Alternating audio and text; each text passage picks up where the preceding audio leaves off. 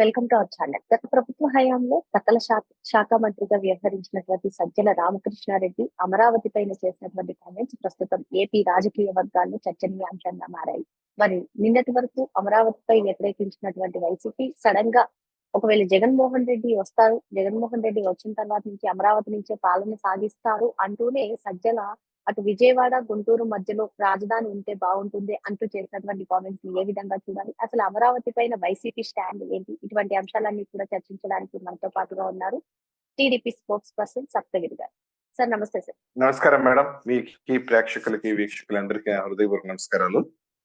సజ్జల ఒక news channel కి ఇచ్చినటువంటి కాంప్లైంట్ మీరు చూసే ఉంటారు సార్. అప్పుడు సజ్జల చేసినటువంటి కామెంట్స్ ని ఏ విధంగా చూడాలంటారు? అమరావతి పైన అమరావతి నుంచే జగన్మోహన్ రెడ్డి పాలన సాగిస్తారు, వచ్చేది మేమే అధికారంలోకి అంటూనే విజయవాడ గుంటూరు మధ్య రాజధాని అయితే బాగుంటుంది అంటూ ఆయన చేసినటువంటి కామెంట్స్ అసలు ఏంటి? వైసీపీకి రాజధాని పైన ఉన్నటువంటి ఈ స్టాండ్ ఏంటంటారు? అసలు సజ్జల ప్రెస్ మీట్ మీకు ఏమన్నా అర్థమైందా? ఆయన కన్ఫ్యూజన్ తో మాట్లాడుతున్నారా, లేదంటే ప్రజల్ని కన్ఫ్యూజ్ చేద్దాం అనుకుంటున్నారా, ఏంటంటారు? మేడం, నిన్న జరిగినటువంటి ఒక కాన్క్లేవ్, విజయవాడలో జరిగిన కాన్క్లేవ్ లో సజ్జల రామకృష్ణారెడ్డి మాట్లాడిన మాటలు ఈ తిక్కలోడు తిరణాలకు వెళ్ళినట్టు ఒక పిచ్చోడు ప్రెస్ మీట్ పెడితే ఎట్లుంటుందో అట్లుంది మేడం. నిన్న ఏం మాట్లాడుతున్నాడో ఆయనకే అర్థం కావటం లేదు.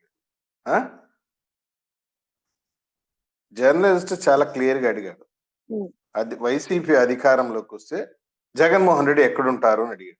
పరిపాలన ఎక్కడ చేస్తాడు? ఇక్కడే ఉంటాడు. ఇక్కడే అంటే ఆడైనా కళ్యాణ మండపంలో ఉంటాడా? ఏం మాటలా నాకు అర్థం కాదు.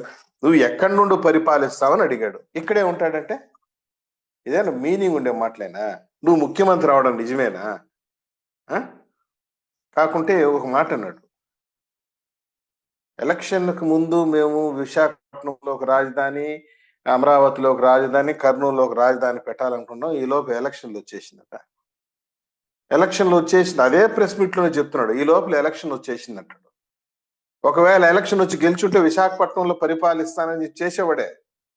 మళ్ళీ ఏమంటాడు అదే ప్రెస్ మీట్ లాస్ట్ లో, జగన్మోహన్ రెడ్డి ఎక్కడ ఉంటాడంటే ఇక్కడే ఉంటాడు, తాడేపల్లిలో ఉంటాడు, అమరావతి నుండే పరిపాలిస్తాడు అంటాడు. అమరావతిలో నుంచే కదా నీ పరిపాలన రాజధాని విశాఖపట్నంలో తీసుకెళ్లడానికి 3 రాజధానులు అని చెప్పి బిల్లు పెట్టి అసెంబ్లీలో ఆ బిల్లును విత్డ్రా చేసుకొని పెద్ద రాద్ధాంతం చేసి రైతులు దాదాపు 1000 రోజులు పైచిలకు ఎండావాన లెక్క చేయకుండా దీక్షలు చేసి, పోరాటాలు చేసి, ఉద్యమాలు చేసి, పాదయాత్రలు చేసి దాదాపు 213 మంది రైతులు ఆత్మ బలిదానం చేసుకుని సాధించిన రాజధాని కదా ఇది. ఆ రోజు నీకు కనిపించలేదా ఈ రైతుల కష్టాలు, రైతుల పోరాటాలు, రైతుల కన్నీళ్లు? నిరాహార దీక్ష శిబిరాల్లో కూర్చున్నారు కదా, ఆడ మగ పిల్ల పెద్ద తేడా లేకుండా. మళ్ళీ ఈ రోజు వచ్చి నువ్వు తగుదనమ్మా అని చెప్పి యూటర్న్ తీసుకుని పిచ్చి ప్రేలాపనలు చేస్తే ఎవరు నమ్మేదానికి సిద్ధంగా ఉన్నారా?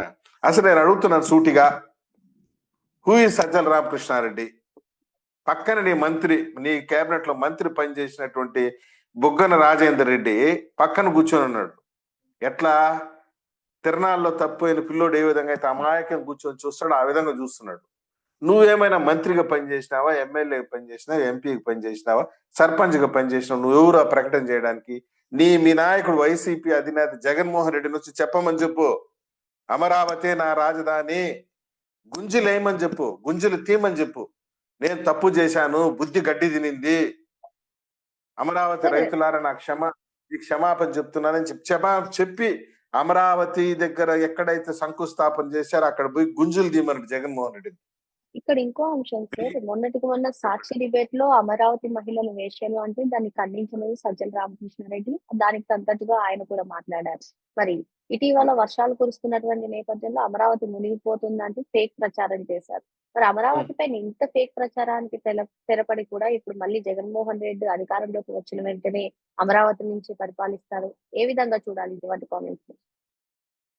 అదే మేడం, ఇందాక నేను చెప్పాను కదా, తిక్కలోడు తిరణాలకు వెళ్ళినట్టే, పిచ్చోడు ప్రెస్ మీట్కి వెళ్ళినట్టే వీళ్ళు మాట్లాడే మాటలకు అసలు పొంతన ఉండదు, అసలు మీనింగే ఉండదు. మొన్నటికి మొన్న ఏం చెప్పావు?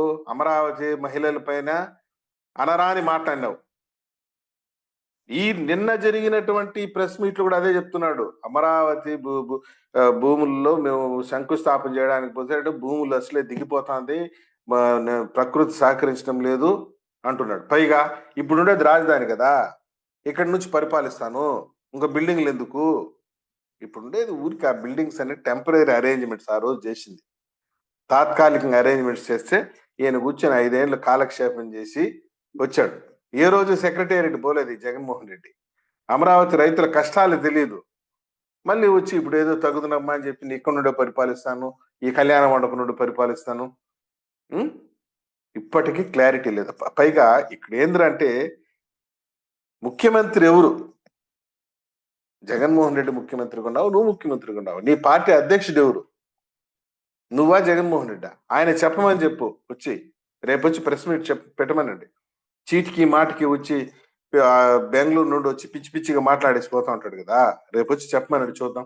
ఇదే నా అమరావతి, నా రాజధాని, ఇక్కడ నుండే పరిపాలిస్తున్నాను, నా బుద్ధి గడ్డి తిని నేను తప్పు చేశాను, 3 రాజధానులు అనేసి నేను ప్రకటన చేసి పెద్ద పొరపాటు చేశాను, నాకు క్షమాభిక్ష ప్రసాదించమని చెప్పండి జగన్మోహన్ రెడ్డి చూద్దాం. ఊరికి కన్ఫ్యూజ్ చేయడానికి, ప్రజలను పక్కదారి పట్టించడానికి ఇటువంటి పిచ్చి పిచ్చి మాటలు మాట్లాడుతూ ఉంటాడు సజ్జల. పక్కన నీ మంత్రి, కేబినెట్ లో ఉన్న మంత్రి జాతరలో తప్పినోడు మాదిరి చూస్తాడు గుడ్లు అప్పగించి.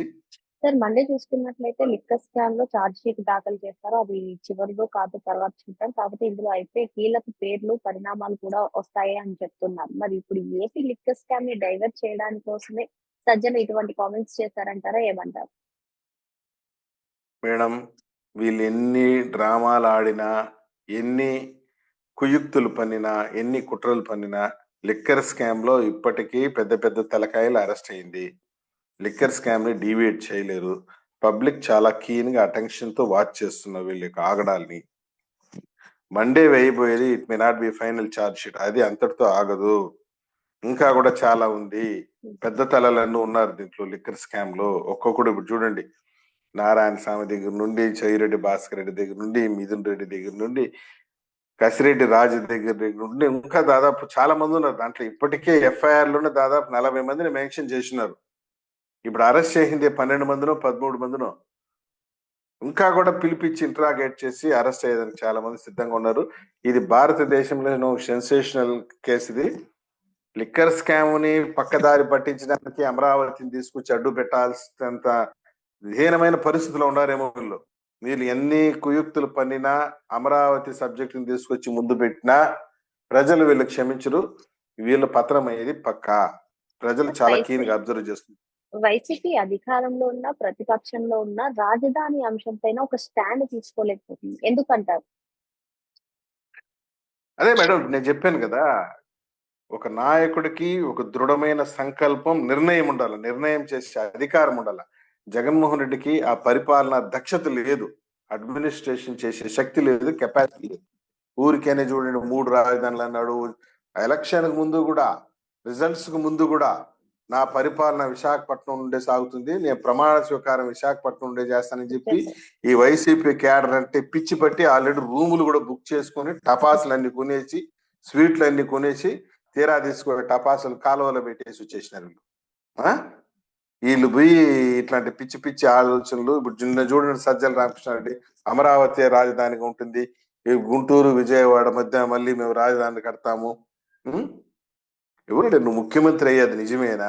ఎందుకు పగటి కళలు కంటున్నాడు ఈ సజ్జల రామకృష్ణారెడ్డి? అర్థమే కాకుండా ఉన్నారు వీళ్ళు. మరి వైసీపీ రాజధాని అంశంపైన ఒక స్టాండ్ తీసుకోలేకపోతుందని ఇప్పుడు సజ్జల రామకృష్ణారెడ్డి ఇటువంటి కామెంట్స్ చేయడం కనుక వైసీపీ హయాంలో జరిగినటువంటి స్కామ్లు, కుంభకోణాలు అన్ని కూడా తెరపైకి రావడంతో ఇటువంటి డైవర్షన్ పాలిటిక్స్ తెరలేపుతున్నారని సప్తగిరి గారు చెప్తున్నారు. మరో అంశంతో మళ్ళీ కలుద్దాం. Thank you sir. Thank you.